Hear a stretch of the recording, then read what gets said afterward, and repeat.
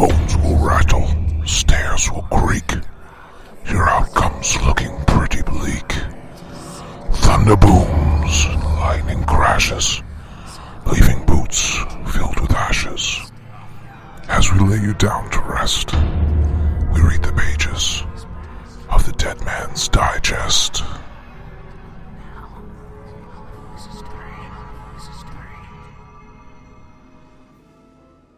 Hey everybody, and welcome to episode 7 of the Dead Man's Digest. This is the review episode.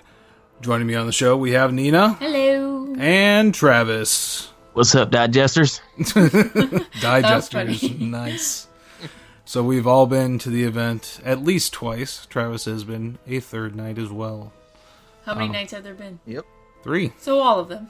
Yes. So yeah, we're going to do our review show the good old-fashioned UUOP way, and that's in a list from 9 to 1. Yay. Lee should appreciate this.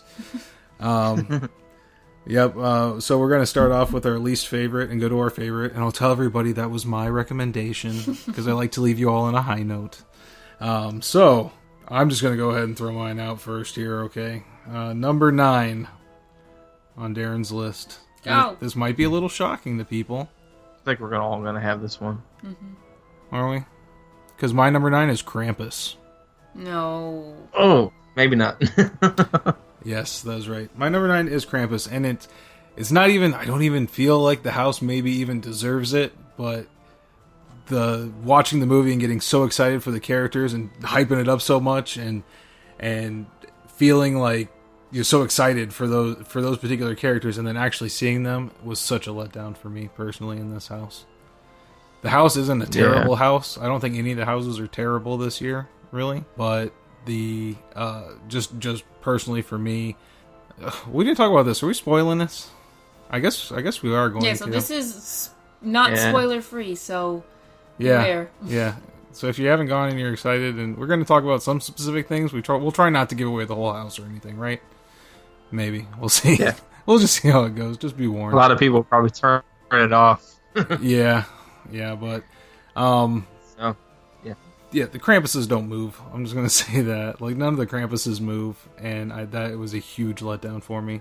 I thought that would have been a perfect use of the American Werewolf machinery, basically, that they use for the wolves, is to have that control Krampus's face. Yeah.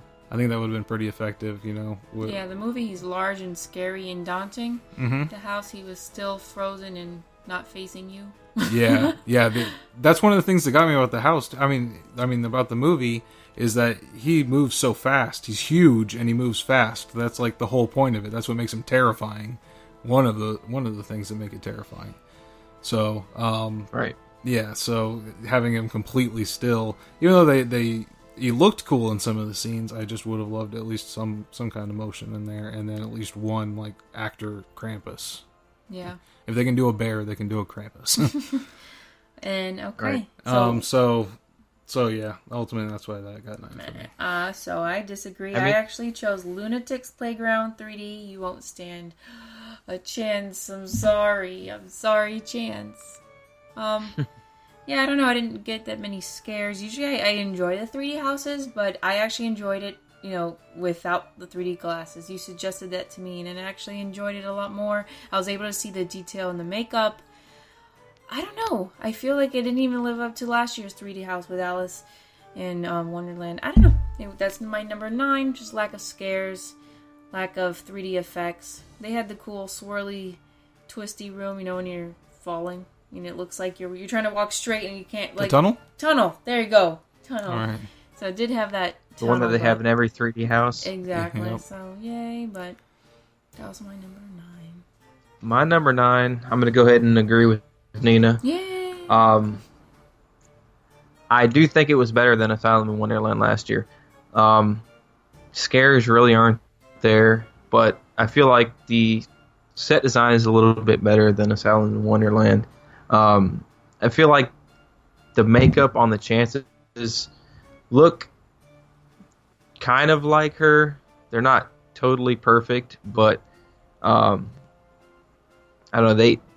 They look more like her with the 3D glasses, and then when I went through it, they kind of looked a little bit more off. Yeah, it's but I guess kind of like beer goggles with the 3D glasses on. It makes everything a little blurry and foggy, and it'll make people look a little bit more like who they're supposed to portray as opposed to how they actually look. But and I do understand they got to put that makeup on a lot of people, so it's not like they can spend the same amount of time that they do, with Aaron.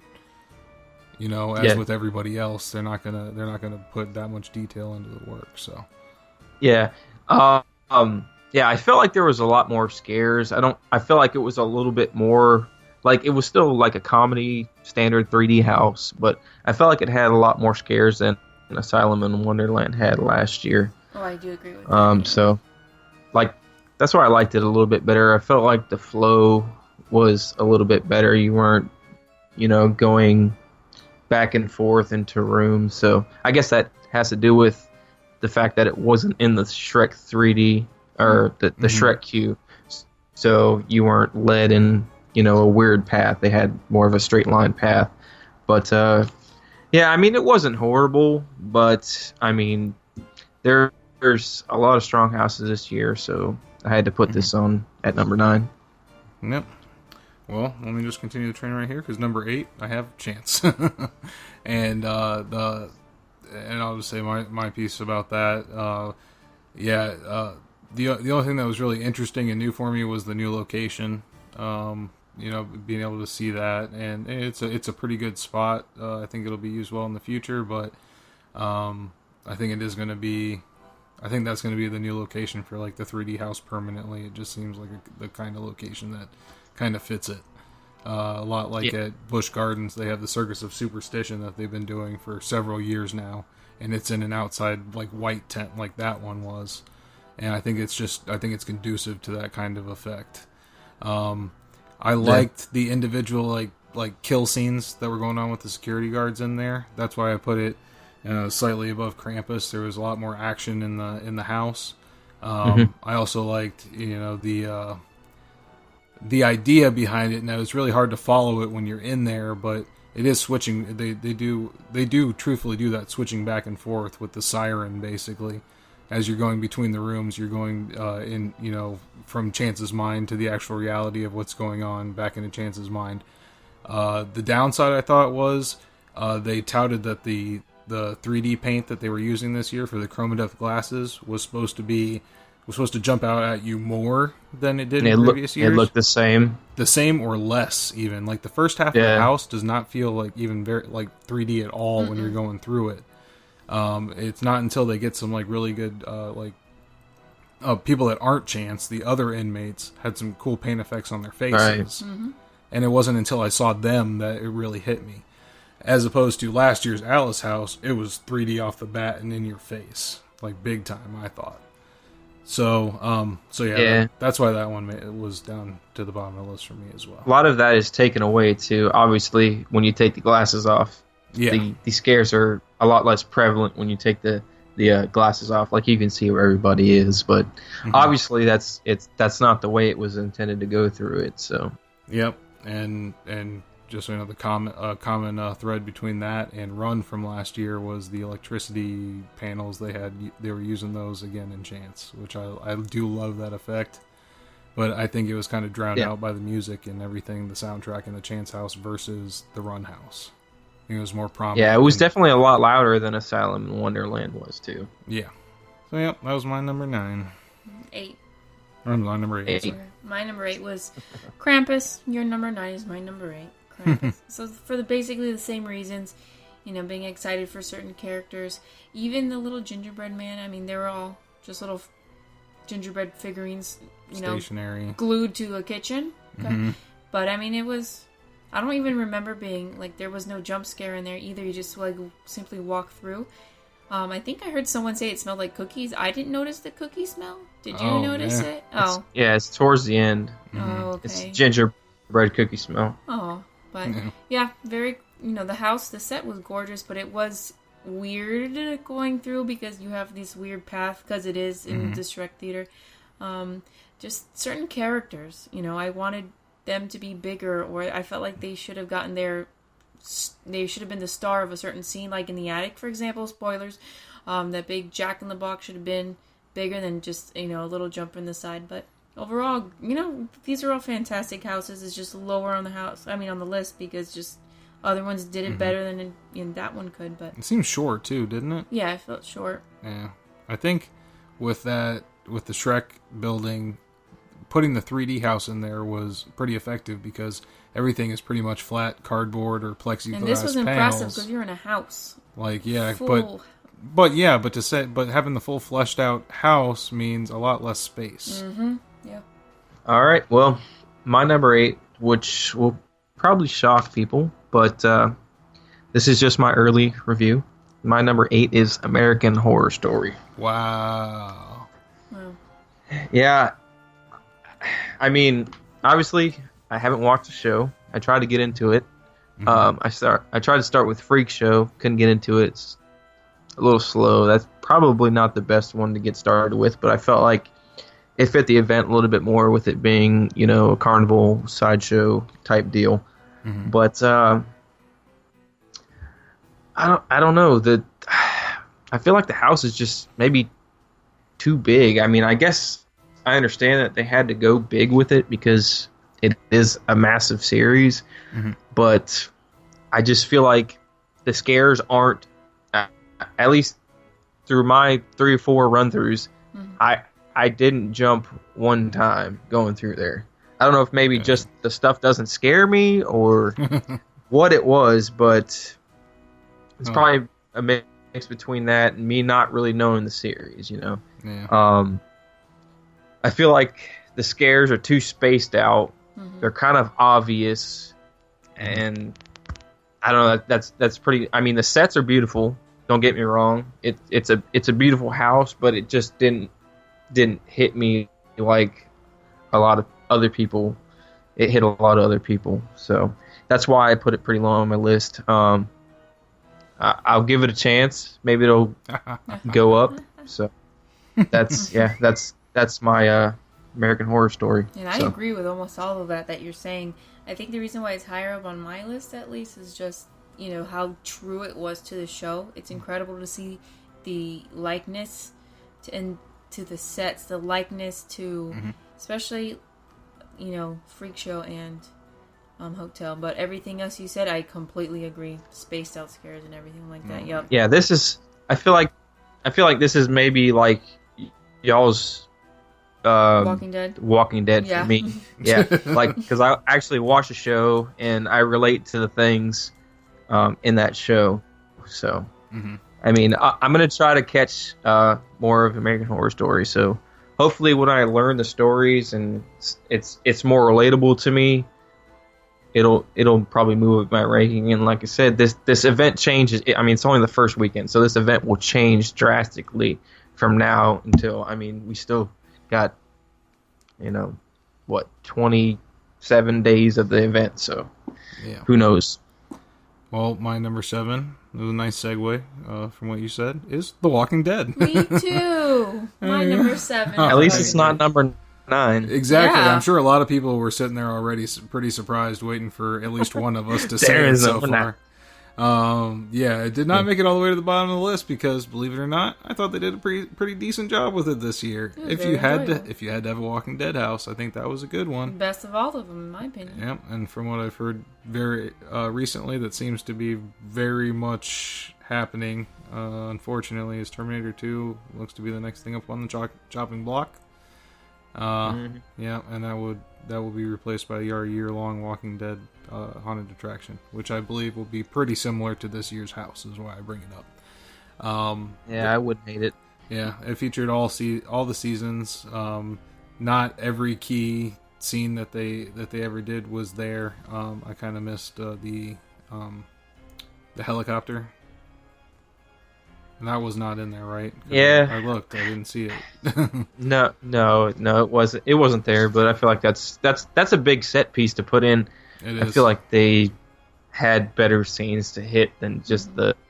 Yeah. I mean, that's not. I mean, it's kind of an iconic scene, but it's not really prevalent in the house. Well, it doesn't need to be there. Yeah, but I mean, they spent a good chunk of a season in that warehouse, didn't they? Or that store / they did, warehouse but kind of thing, but they did, but that's not that helicopter scene is not really. I mean, that's kind of like a afterthought. It's not really that big of a scene in the series. Gotcha. So it just became a big scene for me because I liked seeing them put a helicopter in a building.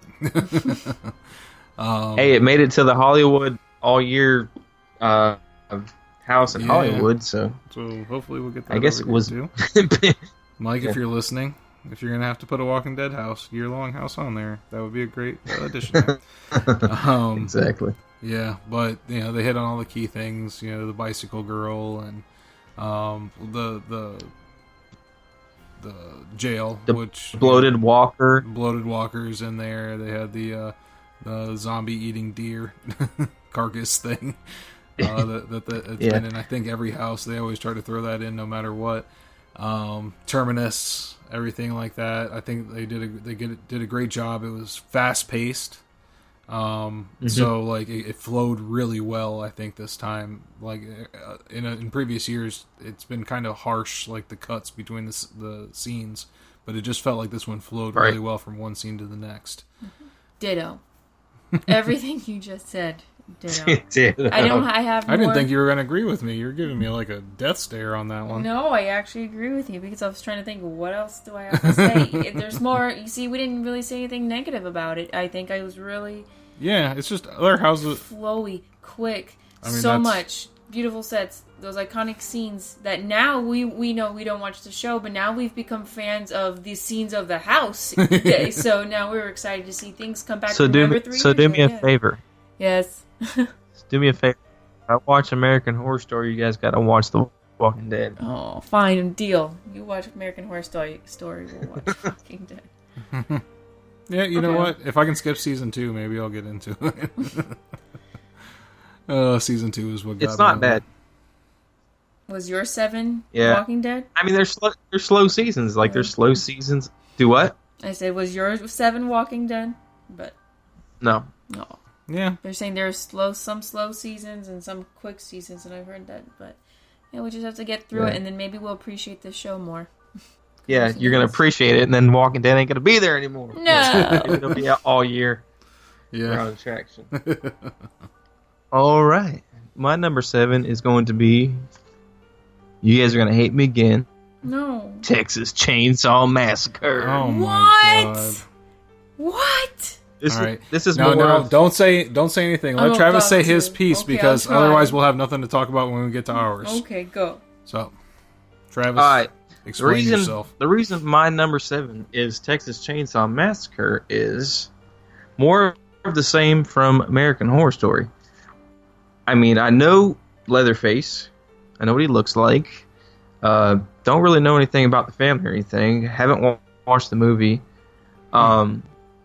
It's a beautiful set, but it's more of I don't know the story, and it's more of obvious scares, and it's kind of a big, I don't know, I seem to be more of a fan of more confined houses, and this is just like a big, crazy house. So, I don't know. I feel like this one can grow on me more. Like I said, watch the movie it is halfway an early through the review. season. Yeah, watch it and then go see it, and you'll see. Yeah, it was just, I don't know, it was just more of the same to me. It's just too many Leatherfaces. He just moves too slowly. He's not really that... Pretty accurate. Yeah, he's kind of boring. He doesn't... I wholeheartedly disagree. Wait your turn, sir. I'm not, yeah. And that's fine. That's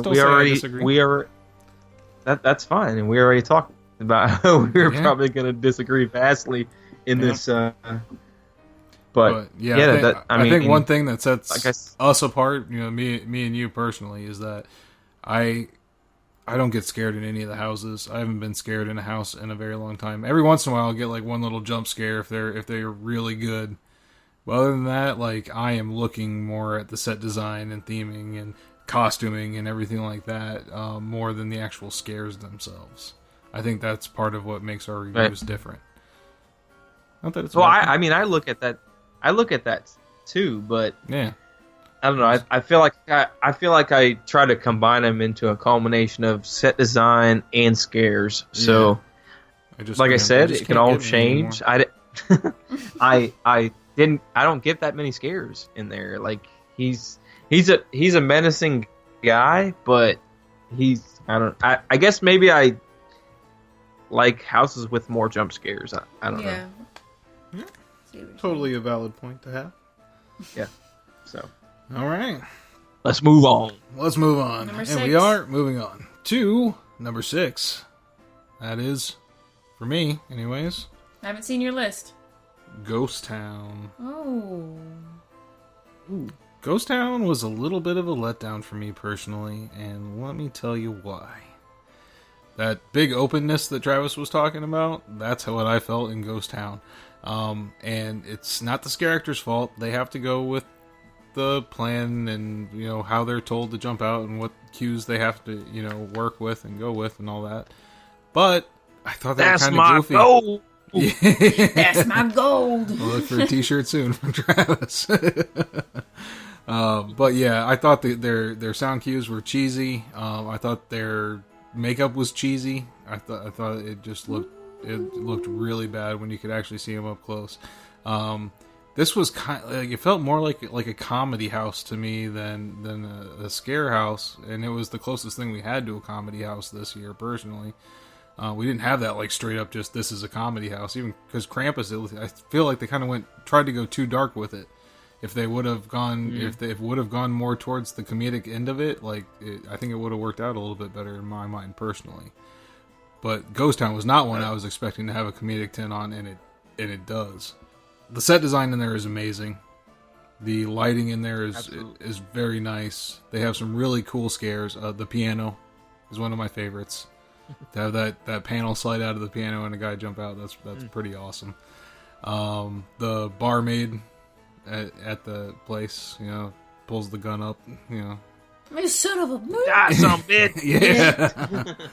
Yeah. All that was really cool. I liked the windstorm going on outside, kind of that feeling. There was actually a couple of houses that made very good use of high-powered industrial fans this year, but yeah, the Ghost Town, all that I liked about it. But yeah, I did not like how they portrayed the scare actors and the cheesy things. And I don't know, one thing that was really funny and bizarre that I have to point out is there is one room where there is a skeleton of, I don't know, I guess it's supposed to be like an old-timey prostitute or something like that, dead in the bed, and there's like two scare actors on either side of the bed, and one of them is a guy who looks at you and he's like, ah! And he looks at your face and screams, and then he looks down at his crotch, and then you look down at his crotch because you have to, and it's just covered in blood. Nether regions? Yes, and it's just covered in blood, like something has been removed there. Which was like the most risque and funny thing I've seen in a house that Universal has done in a very long time. You know, they've been playing it so safe, you know, with their kind of stuff. Of course, they've been gory, but something like that is just, you know, beyond what they typically do in a house. So I kind of appreciated that just because it was so ridiculous and I did not expect it. So they got me there. But I didn't even catch it until you pointed it out. So it's Yeah. not that obvious. So yeah, it's kind of a little side joke. So yeah, unless you see it, you won't even know. Mm-hmm. I think they need to adjust the cannon scene a little bit. I think they need like some kind of like a flash to come out of the cannon along with a loud noise, because exactly. That was one of the goofiest things, is the guy sits there and acts like he's lighting the cannon and everything. No. And then there's just like, and then he just walks back and forth. Yeah, and if you really listen hard, you hear a boom. And that's it. like this big badass sounds like cannon. a fart or something. Yeah. Little fart. And that's what you get. So that's why it's not anywhere higher on my list. It's not a terrible house by any means, and it has some really cool, memorable scenes. But overall, that's just how I felt about that one. So that's my 6. My 6 is Exorcist. I'm sorry. I have to say sorry after each one. I feel like I have to justify. Well, Exorcist. I was as excited about Exorcist as I was for the, like Texas Chainsaw and Halloween and Ghost Town. So all the ones that we were really excited for. it was executed well. I can't complain. It's like halfway through my list almost, so it's not that I have anything bad to say about it. It's just not my favorite. I just feel like it wasn't executed as... it was executed well. It just was not monotonous. It was... I don't know, just wasn't my favorite. I enjoyed it the couple of times we went through it. I did like how every major scene was shown in different times. They did use animatronic Reagans. They did use, actress Reagans. They were able to use, religious themes, with the priest there and the power of Christ compels. You know how they are with God and Dog from Purge and stuff. So I was glad that scene was there with, the high-powered winds and then the, vomit smell, the mattresses, pushing through those. So it was executed well. I don't really have anything bad to say. It just was a little monotonous, like a little, just the same a lot of the throughout. Same. But that was, you couldn't be avoided. It's one set movie, but so that's what I'm saying. It's not bad to say. Even the beginning also, what's that mesh called? You always tell me. Scrim. Like, they did really well coming in there and, starting off in hell and seeing what she's feeling. And, I don't know. Overall was great. Don't have anything negative to say. Just slightly monotonous. But the other ones on the top of my list did better in certain areas. So, all right. That's it.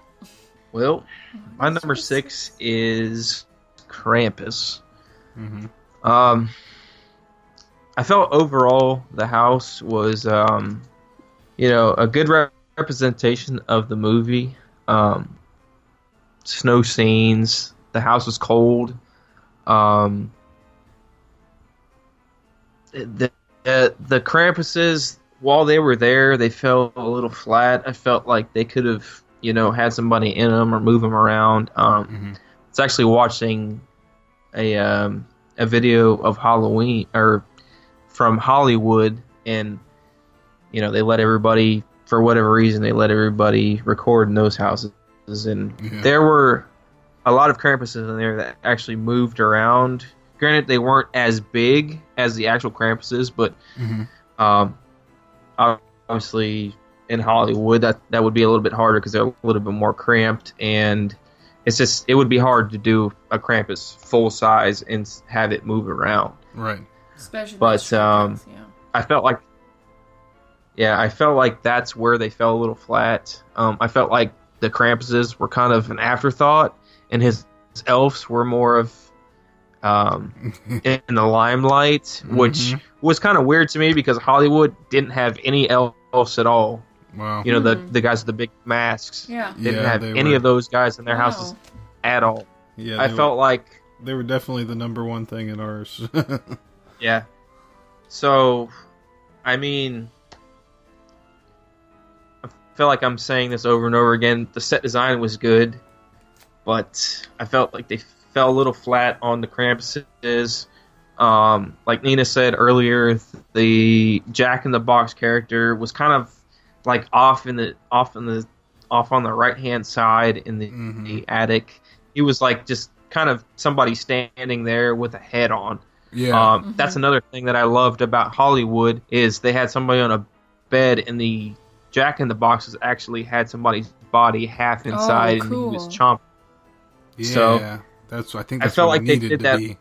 Yeah, I felt like they did that a lot better. I felt like the Jack in the Box could have been a whole scene instead of, the one scene where you went into the living room and it was just like a lazy boy, and there was like the Krampus off to the right hand side that had one of the elves just pop out. That was kind of, I don't know, it was kind of boring to me. Yeah, and but I liked going inside and outside. Oh yeah, that was cool. And one thing we forgot to mention about that real quick is that they did find a use for that good old zombie cart. That's what I was gonna say. Yeah. They stuck a bunch of masks and they threw it down a hallway. Yeah, the zombie cart from The Walking Dead made its appearance there instead. It was kind of ridiculous. Silly. But yeah, I totally agree with you there. It's like why were I think that there's 3 different kinds of scare actors. There were the elves, which was the majority of them, 98% of them, and then the one Jack in the Box character, and then the girl getting strangled by the Christmas lights. And the bear. Oh yeah, there was a bear, wasn't there? When you first go in the attic. Yeah, he was awesome because he kind of pops out at you. I didn't notice that until my second run around. Yeah, me too. But I didn't even see him the first time. Represented it pretty well, but like everything was either off to the right or the left-hand side of you going through that attic. I don't think that attic scene was portrayed that well. I felt like they could have done something different in there. And there was just like that one whole room where it was just like you were walking through a white room with just a couple Christmas lights and then the attic access. It's like you could have done something better with that. Yeah. And you know what? That tunnel, it felt like that was the exact same spot where like the rotating tunnel was in Alice last year. It was like there must be something like to do with that little area right there. Maybe it's a hallway. Yeah, that they have to use, that they have to do something like that. But that just really took me out of it because it just looks so cheesy, I think. Well, I went through it last night and it was so fogged out you couldn't even see the characters on the. I think there's one that pops out at you on the right hand side. You couldn't even see them at all.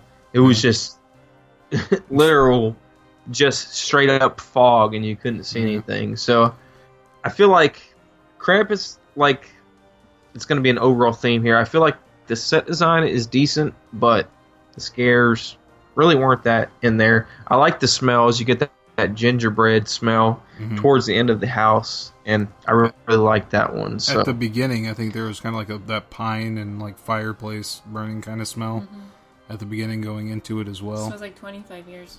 Yeah. Yeah, you get that through there. So, yeah, that's what I have to say about Krampus. All right. Let's move on to 5. Yeah, and I will say, from here on out, all these houses I loved, so it was very hard to sort them all out. Yeah, but, really. My number 5 was Tomb of the Ancients. As Travis was saying in the house, we call upon Olmec. Yeah. Legends of the Hidden Temple, I don't know. Okay. I was old enough. I'm young, but not that young. Jeez. Yes, this was really the cool. Shrine of the Silver Monkey. I think this house is really cool because I was expecting just like an Egyptian mummy kind of theme, but they kind of brought in the tombs of cultures from all over the world. That there was things like Angkor Wat that were represented there as well. You know, just a lot of like ancient ruins and that kind of thing. Yeah, so it's not just Egypt; it's South America. There's Mexico, like the Aztec. There's Yeah, exactly, and they were all portrayed pretty well. We had when we went on the media tour on Friday, our host, one of our guides, humble brag. One of our guides was really into that kind of culture, and he talked to us about it, and kind of told us like all the references that were in there. So that it was really cool to walk through there and see like some like historical accuracy mixed in with the just having fun and making an awesome house. Yeah, there. I don't think any walls ever lit up blue.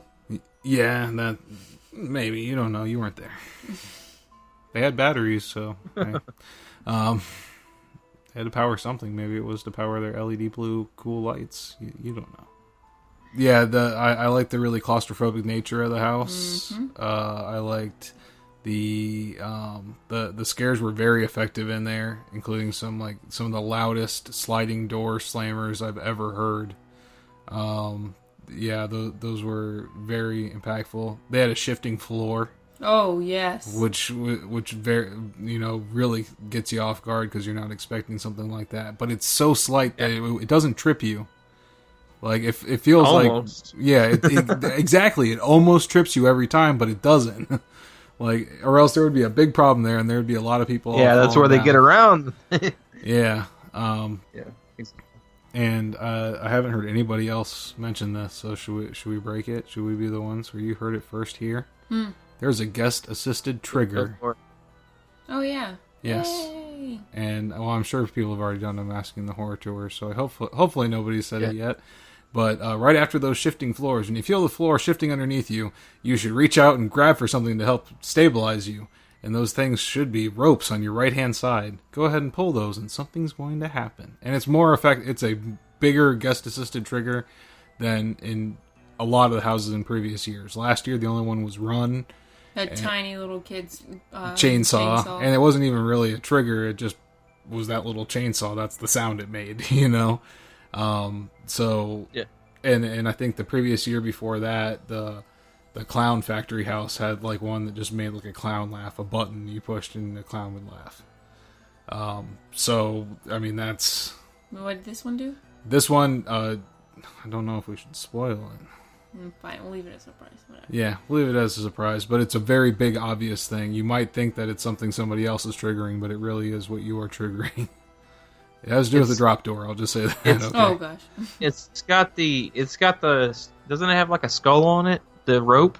Does it? Hickey pole? I thought it just had a big knot at the end. But you'll see, there's a lot of ropes. There's all the ropes, there. yeah. It'll stand out. It won't look like the rest. Maybe I saw a skull on it.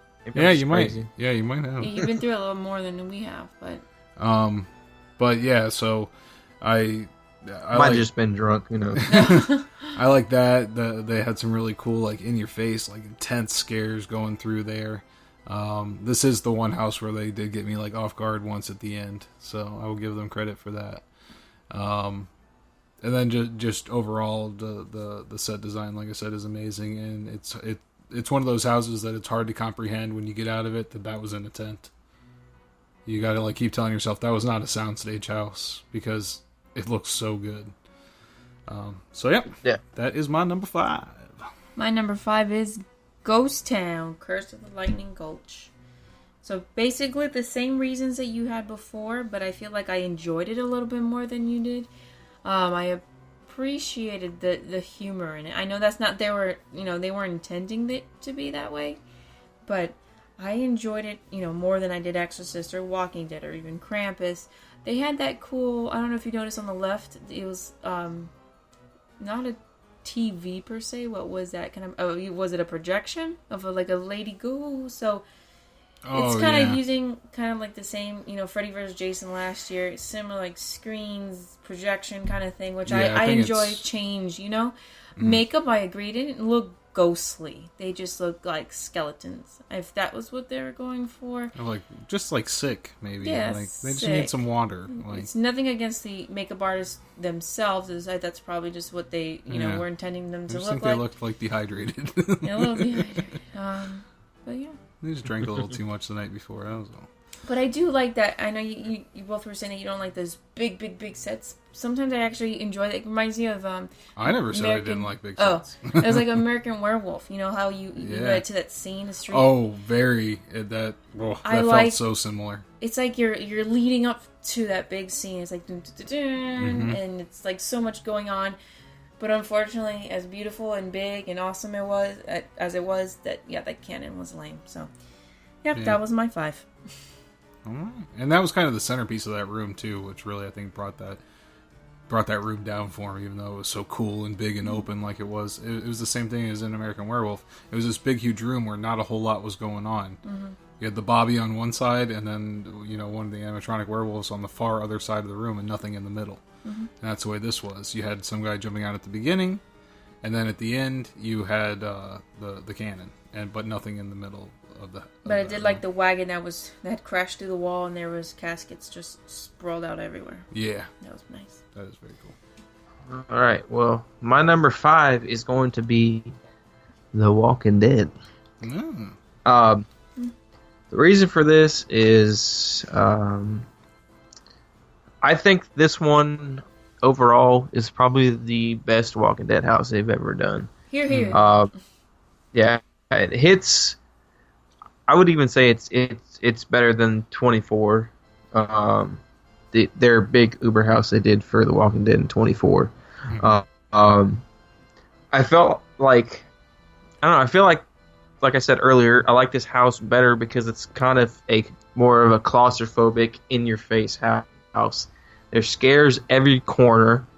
They did a very good job of representing all of the different iconic scenes from all 6 seasons. None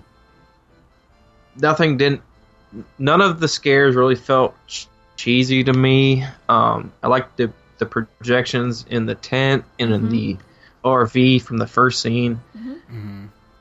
I mean, overall, it was just a good house. I mean, I don't really know what to say. It's been there so much, it's hard to iterate anything on it, really. Yeah, I mean, I like the layout of it. I felt like it was the best layout. Like I said, I like those more claustrophobic, in-your-face houses. They hit all the seasons. They hit the prison, and they did it a justice. So, yep. That's why I picked it for number 5. I mean, there's not really much more to say about it. Yeah. And let me just say too, the riot gear zombies are my favorite zombies. They're the coolest looking things, I think. Definitely in that house, if not maybe one of the coolest things of the whole event. I just love that zombie and riot gear. It's so like badass. Yeah, just awesome. All right, well, we'll move on to my number 4 here, and that is Halloween 2. I thought this was a really good house this year, actually. I was a little worried about it being in the parade building and, you know, how the setup would be, but I think it worked out really well for the setting. Again, like you said in the other house, was it Krampus? You know, they did outdoors really well. They did outdoors a really good job in here too. You know, once you leave, I like how they started out with the last scene, with Michael Myers getting shot, and then you hear the audio cues from the doctor. I shot him 5 times and he didn't die. You know, those kind of things, and that's going on as you're walking through the town. And you know, going through like the back alleys between houses, it seemed like it was really neat. And they did still include Nina's favorite trick-or-treaters, the trick-or-treat guys from the previous year, even though they didn't really make an appearance in the second movie. I did appreciate them tossing them in again. Right. The hospital facade, as you walked around there, that also kind of reminded me of the American Werewolf setup. You know, like as you're walking through there, it gave me that kind of like back. A lot of vehicles. Feeling. Yeah. That gave me that same kind of feeling that Ghost Town did. So it was like that was their nice big open room for that one. And let me just push the fast forward button. I mean, they had a lot of cool kills and everything in there, but the one that put this so high on my list for me is that last room, the fire room. They did such a good job with the glowing embers of fire, with the burnt up Michael. I love that burnt up Michael in that room. It's so good. I just like, as I walked by him, I had to just turn around and keep watching him all the way till I walked out at the end. It's just so cool. The flame effects on the back wall, you know, just basically like a big projection of fire on the back was just so effective with that black charred wood and the embers that they had just constantly glowing there. Oh, that was just like one of the best like themed rooms in a house of all time, in my opinion. They put so much work into that last room. It's insane to me. So that is my number 4. That's my number 4 too. Oh yeah? Actually, yeah. Halloween 2. I don't have anything negative to say about it. When we watched the movie, of course, the movie's not the best, you know, most exciting thing in the entire world. But, you know, I came in with a list of things I expected to see, like I wanted to see. And there was more than I expected. You know, the car, when, what's her face? Whatever, but she's in the car.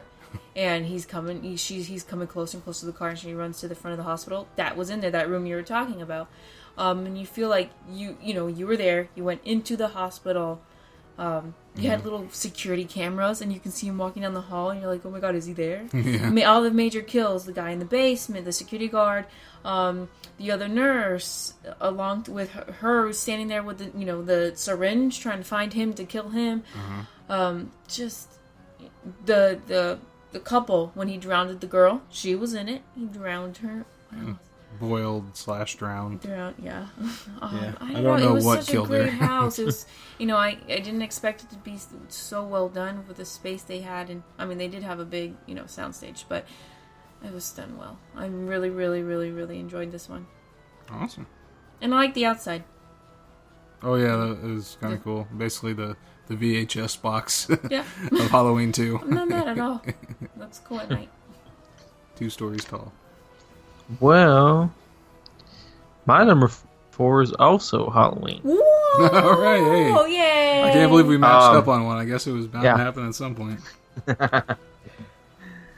I thought this house is really, really awesome from start to end. Yeah. I love the first scene where you're going through all the clothes, you're going through the closet, and there was the Orlando fire inspector. Oh yeah, and that's see right. that on the first scene, and then you go through and Loomis shooting Michael, and then you go through the outside portion, going through kind of the neighborhood type deal, and then the trick or treat, and then you're going through the whole hospital scene. I just thought that the sets were awesome, man. Yeah. The Michaels were freaking everywhere, coming at you from every angle. Michael's coming out of the dumpster. He's coming out of the lockers. He's coming out of, hospital areas. He's lifting people, animatronics, dunking people, and boiling their face off. I mean, they weren't even worrying about continuity. There was more than one in each room in some points. So yeah, exactly. Yeah. He's coming at you from every angle. Yeah. If you thought he was bad in the first one, he's coming at you more than the first one. So I mean, the sets were spot on. I mean, they even had hoses with water spigots. I mean, they didn't miss any angle in this house. No. So yeah, they nailed it. It was awesome. The only thing they missed was the spot on the lawn when he fell off the balcony. That's the only thing they fell short on. Other than that, everything spot freaking on. Yeah, I don't know how they didn't do that. Have like the little indention in the grass of Michael Myers' body. He's like he just fell out of the window like 2 seconds ago, and he's already disappeared. But he's already made a full indention, like he's been there all night sleeping. Yeah, I felt like that was pertinent, but I guess that maybe was too much. May have took up too much space for one scene, so they kind of had to be picky. So. Yeah, I'm sure they talked about it in the design meetings, though. I'm sure that came up. Yeah, exactly. Yep. Awesome. Well, yep. We'll just move on to. We're getting the big ones. Number 3. My number 3 was The Exorcist. I personally loved this house. The feeling that it gave you, and as you went through, it was just as unnerving. I feel like as the movie. I watched the movie way too young. That was one of the ones that made me love horror as much as it does now, but also I was way too young the first time I saw it, and that really freaked me out for a long time. But basically, when you walked in, that facade of the apartments was they got that spot on. How did I so forget good. that? Yeah. And then walking in, like you said, that's the scrim. It looks like you're walking through a hallway, and that switches to like essentially walking through hell. With the you have sculptures made of brimstone and everything behind it, and I believe that is supposed to represent you being possessed for the first time, because as Michael Aiello said, in interviews and stuff before the event, you are kind of going through what Reagan is going through, but you're also getting to see the scenes happen and play out as well. So in between those scenes, you are seeing the demon. That possessed her projected on the walls every once in a while, and that is what Reagan saw. Right. That's what she saw after she played with the Ouija board. Was there a Ouija board in the house? I didn't see one. I think there's one in Hollywood, but yeah, I was kind of surprised about that. I was expecting to see a big representation of a Ouija board, especially when they were talking about how maybe we missed it. Yeah, but even if we missed it, then it was a small thing. Like maybe like a feature in a room. Yeah. I was expecting because when he was talking about taking like little pieces and blowing them up, I thought they would do that literally with the Ouija board. I thought that like you would walk through it, in one of those scenes to break through, especially towards the end when it got more and more surreal as it went on. Because it did start off going through a lot of the typical scenes. But then, you'd go in between those scenes and you'd have the vomit-covered sheets. So are you sure the first scene where it changes isn't supposed to be the Ouija board scenes off to the right-hand side? Where it's behind the scrim? I don't believe so. I meant the actual, like, physical image of a Ouija board. I did not see that. Yeah, it might represent the playing with the Ouija board and becoming possessed, but it doesn't actually represent the board itself, which I think is a very iconic piece of it. That movie is one of the main movies that made people afraid of Ouija boards in the first place. Before that, it was just a board game, that people would play with. It wasn't so spiritual and evil. The connotations to it were not like that until after The Exorcist came out. Well, I'll have to go through it again and see if I can find. Find us a Ouija board. It's very, it very well could have been overlooked. Yeah, that's very possible. But yeah, the individual scenes, like Nina said, were very cool, representing the different parts. The priest scenes, where he was like, the power of Christ compels you while she's levitating and the fan was going on, was one of my favorite scenes, and there was very intense. And then every once in a while the actor would turn to you, and hold the cross up to you and say the line to you, which again made me feel like I was the one, being possessed slowly as you go through. And then I know Travis's favorite scene in this house. I'll leave it for you because I don't think you haven't mentioned this one yet. I don't believe so. I'm gonna leave that scene for you, but because you pointed it out to me, that's for sure. And then the end where it just totally changes again, and you see the demon's face, like in the flesh, basically, in the wall, that hole in the wall. You get to see him like fully referenced and fleshed out. I just remembered something. So in the room with the scrim, remember in the movie he found that little item, the Pazuzu? The little, you know what I'm saying? Like the idol? Yeah, that doesn't this kind of look like, I just pulled it up on Google. If you search Exorcist movie artifact, and it's because the Zuzu, whatever it's called, whatever its name is, but remember this? That kind of looks like those quote-unquote gargoyle-y looking demons in there. So his little artifact was, in there. Was represented. Yeah, so the Pazuzu artifact. That's definitely cool. Because I did really think that they were going to start off with like an Egypt scene and then move you into the other one. But just overall, I just thought, they did an amazing job. It was, to me, like American Werewolf. It was like a more like thematic visual, like a house, to look at and appreciate more than to get a scare out of. And with that, I thought it was very effective. So, that is my number 3, The Exorcist. Yay. My number 3 is American Horror Story. Felt like a very, very long house, and it's basically all the reasons you both have said already for this. Well, everything, you've chimed in on it, but I really enjoyed the likeness to the show. I enjoyed, the sets, again, likeness to the show. Yep, like Travis said, there's not many scares, and I do, look for that in a house. Like, I enjoy the jump scares and the clever ways that they do scare. I didn't see as many clever, scares, but just so much was represented in there. It made me so happy. I'm not a super fan of the show, but I enjoyed it so much, more than all the other ones on the bottom of my list. So, yep, number 3, American Horror Story, pleasantly surprised. All right. And Travis's number 3. My number 3 is going to be Ghost Town. This one, honestly, I would have put it lower on my list early on because I know I'm going against what I was saying earlier about I don't like bigger houses, but I felt like the set designs were really good in this one. On Friday night, opening night, I didn't get a whole lot of scares in it. But I think this one really has potential to grow. So I did get a lot more scares on Sunday.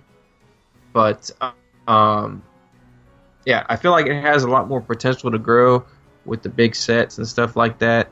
And I feel like if they could throw a couple more characters in a couple of different places, it may even go up on my list because this was actually my number one anticipated house. Mm-hmm. So I still feel like it can get there.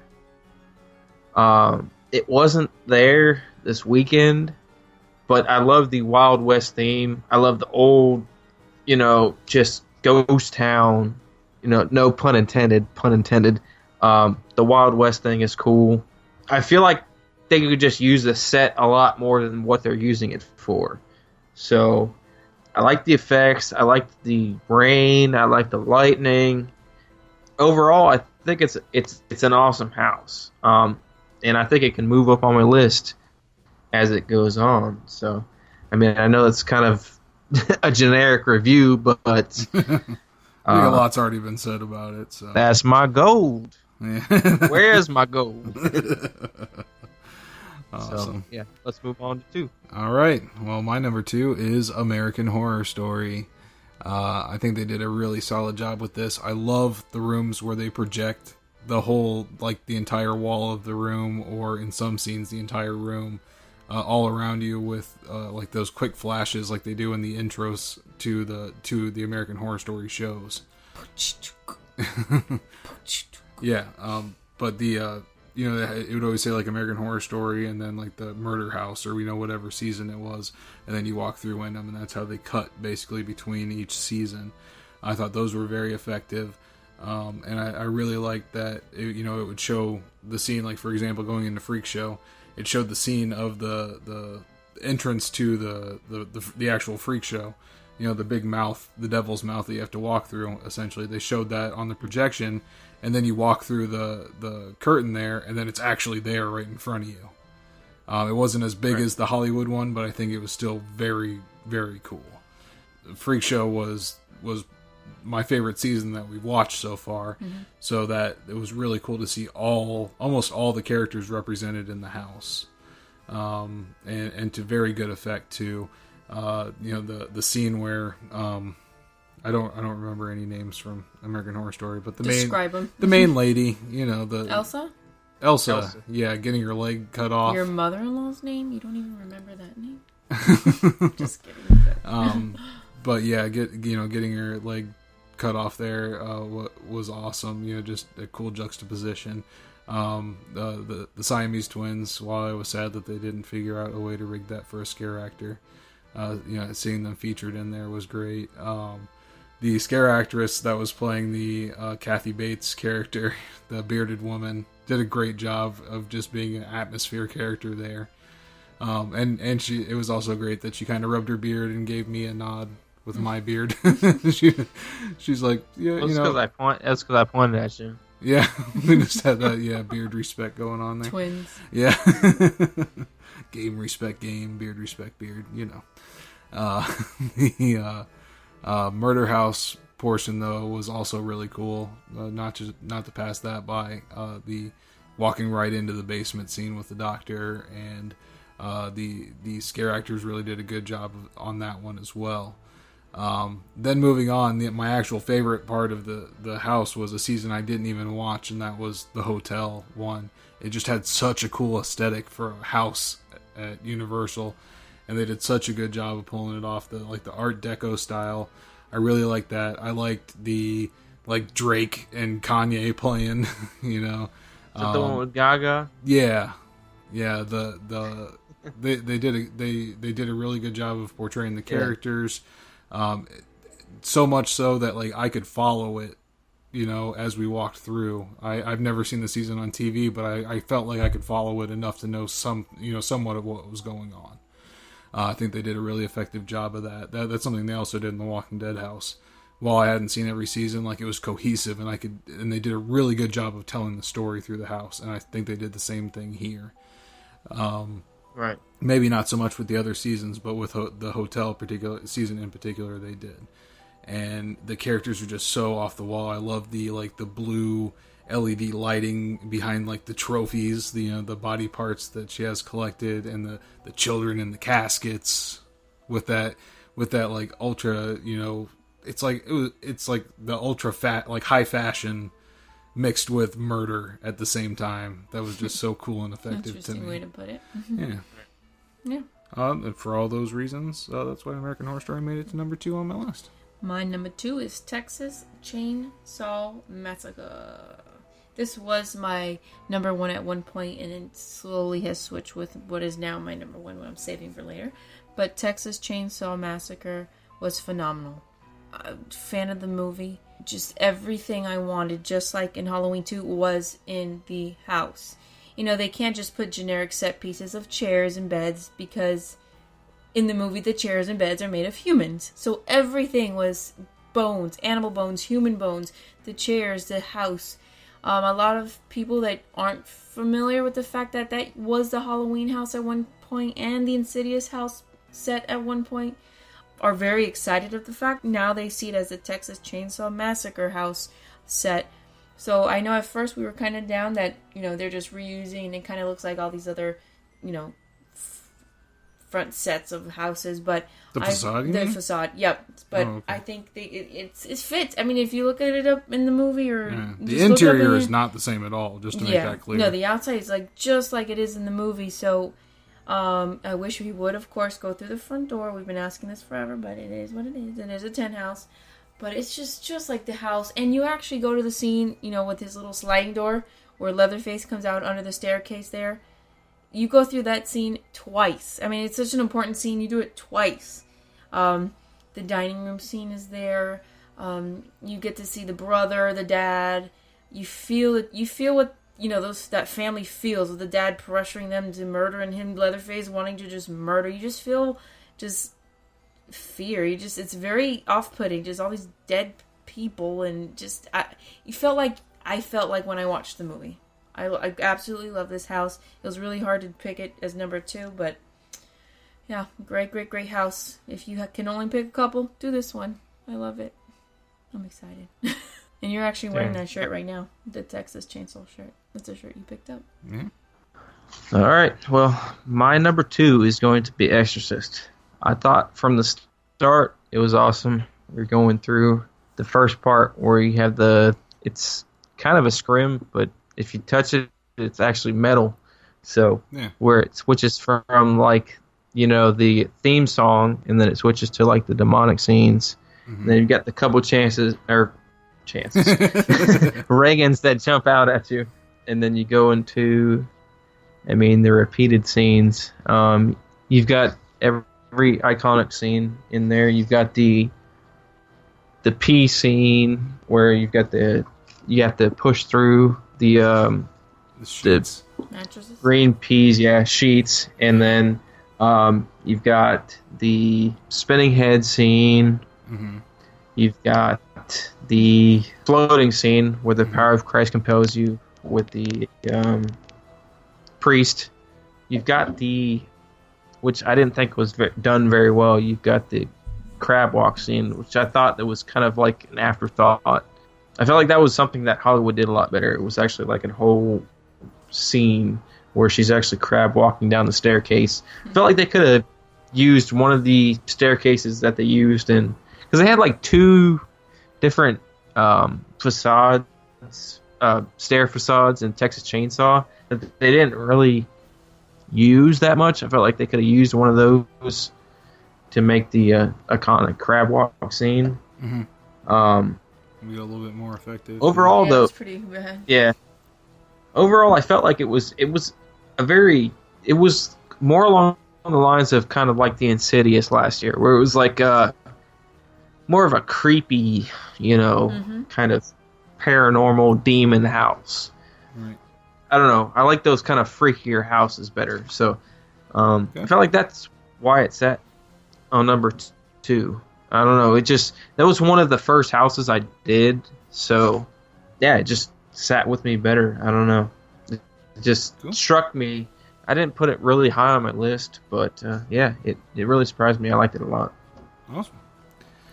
All right. Well, we are moving on to everybody's number 1. And I think we've talked about all the houses, so I won't have a whole lot to say on these. But my number 1 was the Texas Chainsaw Massacre. And it's probably my favorite property that they've done. The movie is not the best movie in the world. It's not the best made movie, but I love Leatherface as a character. I think he is giant, menacing, and then also, has the mental capacity of a 3-year-old and is only doing what everybody has told him to do, and that is to kill, murder, maim, shred flesh from bone, and make some nice furniture. Sounds like somebody else. Sounds a lot like Jason, doesn't it? Oh. Parallels, parallels. They're both big dummies. Yeah. They do what their parents Yeah, but the difference between it is Jason is concerned if you are having premarital sex, drinking alcohol, or doing any kind of drugs. Meanwhile, Leatherface doesn't care. Don't care if you're in a wheelchair. Leatherface just sees you as meat and art supplies. He's just looking at you like a furniture. Yeah, he's just looking at you like a walking Michaels, essentially. I will say that was the stinkiest house I've ever been through. Yeah, but they did such a great job. As soon as you walk in there, it's just like this dusty, like dirt smell. Feathers. Like, they use that dirt smell that they have that is so effective.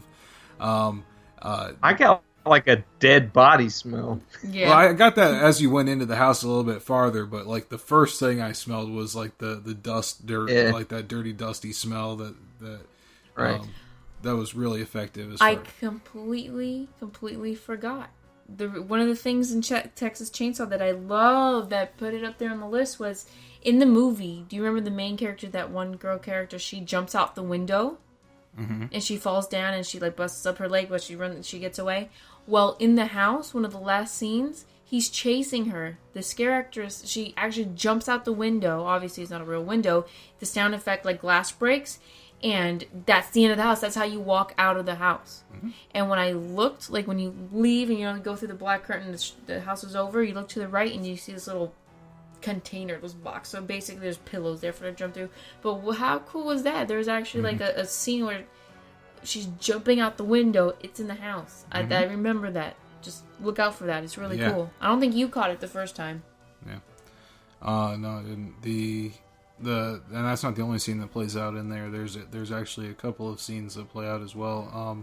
That scene that we were talking about with the door closing and slamming shut. They do play that out like a full scene too. When that door opens first, it's not Leatherface, it's the guy from the movie, and he's like, help me, please help me, you gotta help me. And then Leatherface comes from behind him and takes him out.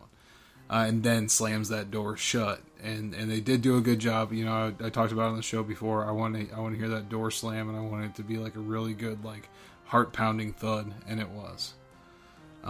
So you have to be set up right for it though. Yeah, like the first time I went through there, I felt, I don't know, that scene is kind of long. I felt like if they feed it, if they sped it up a little bit, I felt like that scene could be more accurate, because I feel like the guy kind of like just lumbers towards the wall, and then Leatherface kind of hits him slowly with the hammer, and then it's like, I don't know, the whole scene takes like 15 to 20 seconds. I felt like you can miss it easily. It is a good scene if you can see it all, but if you miss it, it's a big scene to miss. Yeah. Well, yeah, and I think that just tells you the difference between creative versus the team that actually has to get people through the event, because creative wants you to go a little slower through the houses and see those kind of things and take everything in, but then the actual event team needs you to get through those houses as fast as possible, because there's a ton of people behind you that need to go through as well. So I did felt like they were a little bit more present than last year. The people that they're moving you out. Some of them actually getting vocal again, which I did not like at all. But anyways, the other thing that I was kind of bummed out about was they didn't really portray the hammer scene very well, in my opinion. Like where the grandfather is supposed to be attempting to kill the girl with the hammer. They just had him kind of sitting at the table. Yeah, he looked like he was dead. It looked like they had something set up for that, but they didn't use it. Like it's either not working right or what. You're gonna have to let us know later on in the event if that changes. I'm sure it'll be set up later on. Yeah, that's one of the good things about coming later on in the event. So these things do change drastically. So that's what we're saying. These lists could move around, at least in my opinion. And a couple you guys are going one more time. So we are. See. But yeah, and that I've also heard the same thing about American Horror Story as far as what you were saying about the scares. I heard that not everything was in place this weekend that should have been. So, Right. So hopefully we'll see some more coming out of that as well. But yeah, and then my of course my favorite part is the John Larroquette narration room where they had the narration from the beginning of the movie happening at the same time as those flash bulbs and that iconic sound, the from the Texas Chainsaw Massacre. Oh God, I love that sound so much. I'm so glad they incorporated that into the house as well. So it's for all those reasons that it was my number one house this year. Yay! My number one was Tomb of the Ancients. Same exact reasons that you both have given for reasons why the house is amazing. I do love houses that make me feel like I gotta work to get through it. We haven't seen in about 2 years any houses that's going to make us duck or kind of dive or do a weird trick. This house makes me feel like I'm going through a jungle gym for adults. It's just there's when you look up, you don't see top of a tent, you don't see top of a house, or you see the top of a tribal cave, and it's surrounding. It's so you have to squeeze through certain areas with a moving floor that freaked us out. It was so dark, and they also really did something cool that I enjoyed at the beginning. The brick walls.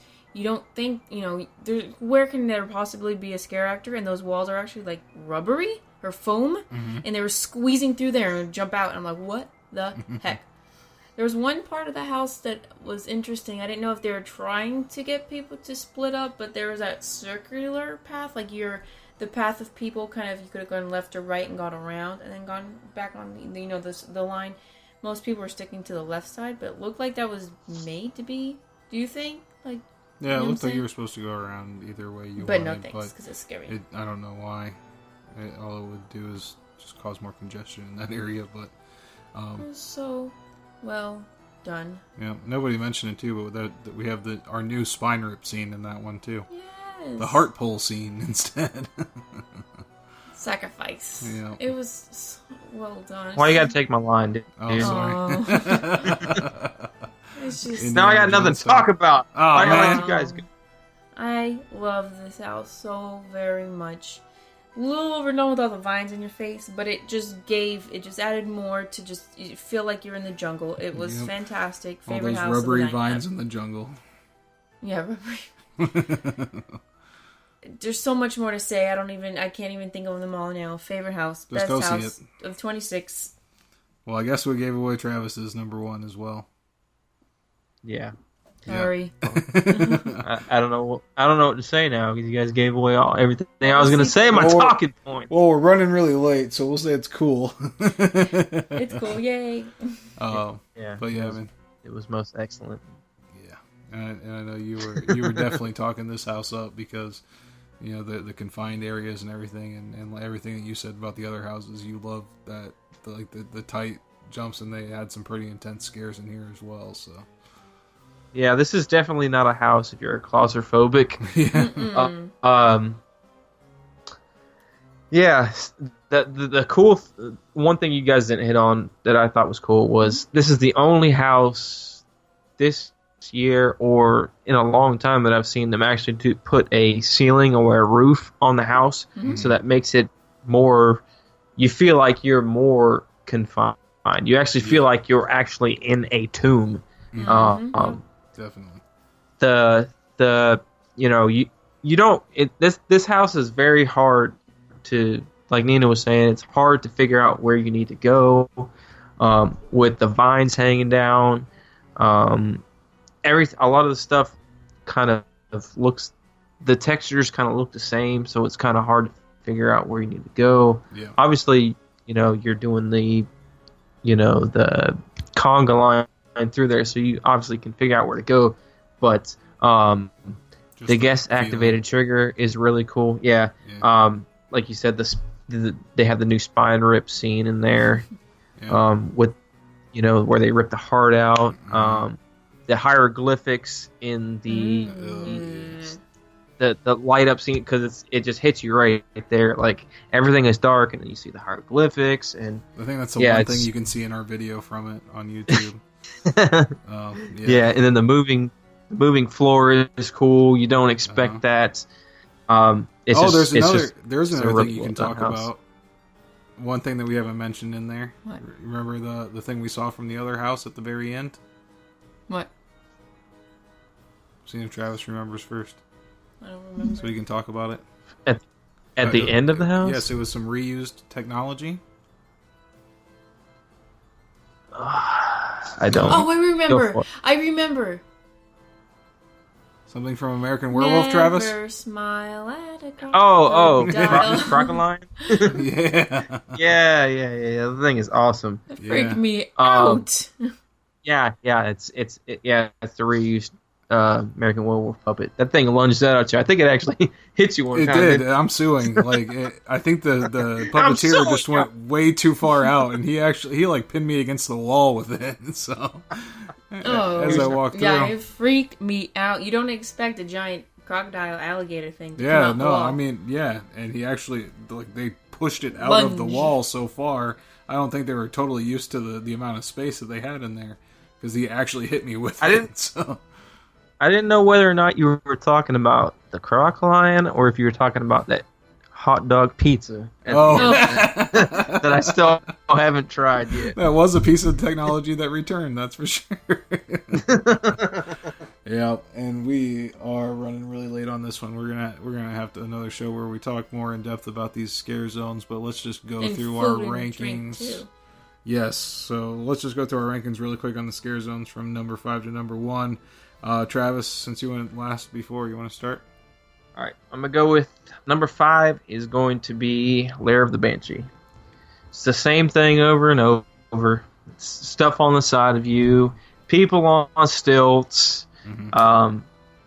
I mean, I don't know. It was kind of a little bit more boring to me than it was last year. I liked Evil's Roots a little bit better. 4 is probably...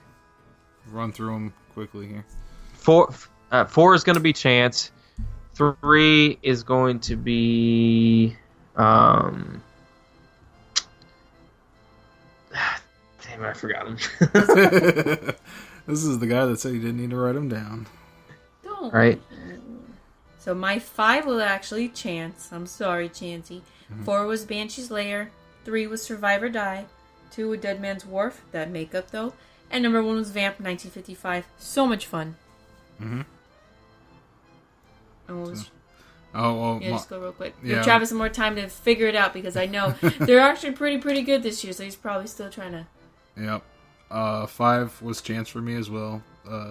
Number 4 was Banshee. Same. 3 was Dead Man's Wharf for me. 2 was Survivor Die. Because, apparently Gas Mask are my favorite thing in the world, because... I had a great time in that one. And number 1, Vamp 1955. Yeah! So definitely dug those. Can't wait to talk more about them, because it's going to be... I'm excited to share the stuff that we saw, creative things and new things. I'm excited. But, that'll be for next show. We can also talk about food and drink. And So what were your top ones, Travis? Yeah, Travis, did you decide? I'm just going to go with 1 and 2. Vamp is 1, Yay. and then Survivor Die would be 2. Yeah, I don't think any of us thought the Vamp was going to be that high up on our list, but it turned out to be an awesome scare zone.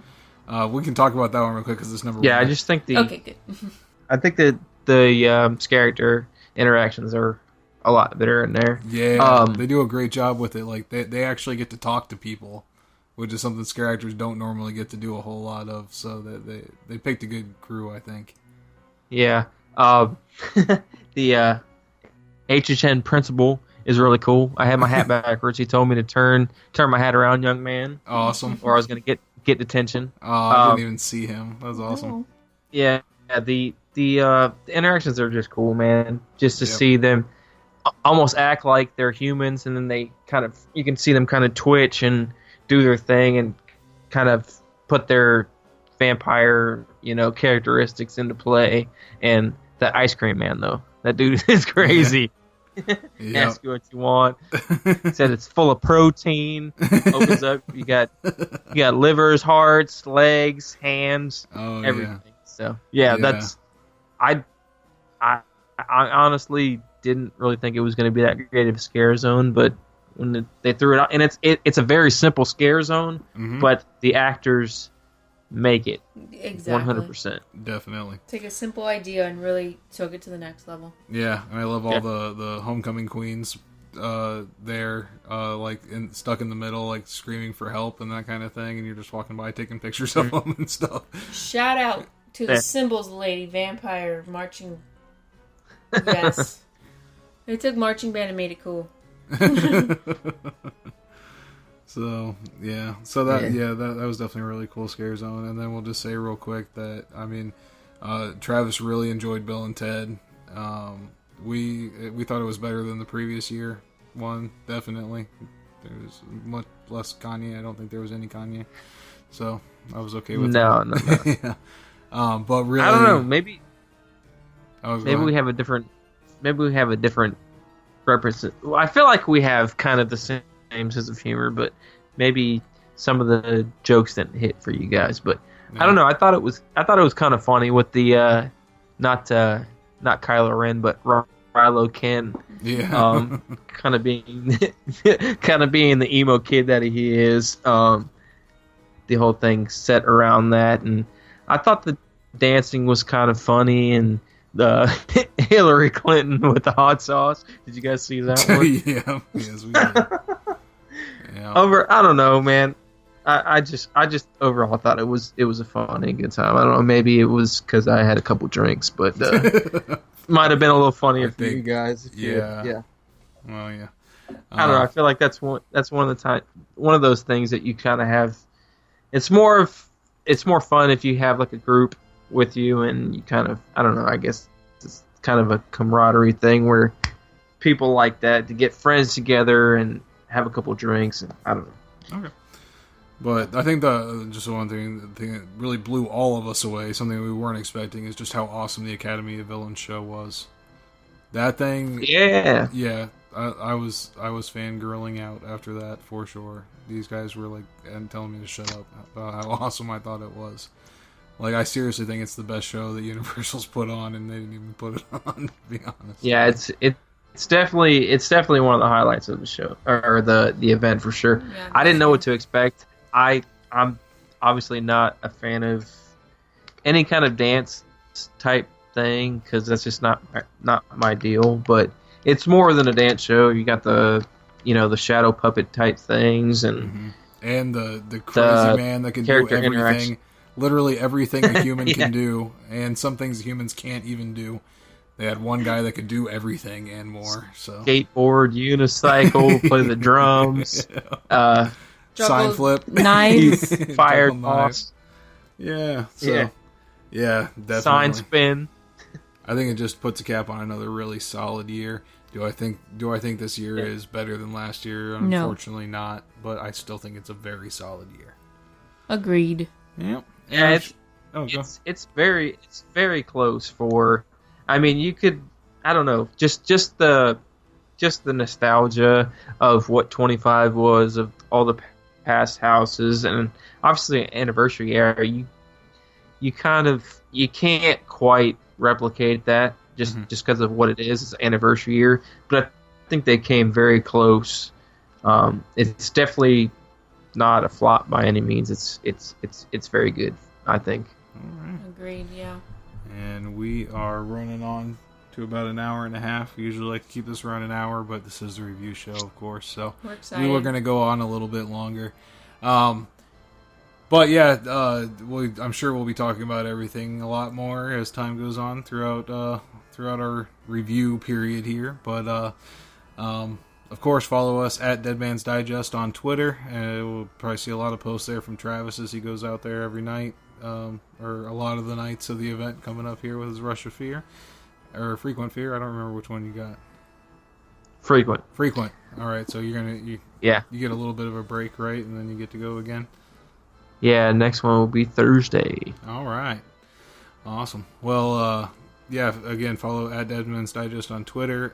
Also, Dead Man's Digest on Instagram as well. Travis has been posting up a lot of his pictures there that are awesome. Mm-hmm. And we'll be posting up more of the ones we got on Media Night as well. Thanks to Universal for the invite to the media event. That was really cool of them. You can go to our page, Facebook group, the Dead Man's Digest, and see all the video that we took there. Video of the houses is there, as well as the full media presentation. Nina sacrificed her arm for that one, so thank you, Nina. That'll be Travis next year. I quit. Yeah, I actually watched that tonight. That was actually pretty awesome. Yeah. So definitely check that out. There were some surprise guests and everything that were really cool. So join the Dead Man's Digest group on Facebook and check that out as well. So until the next show, sleep well.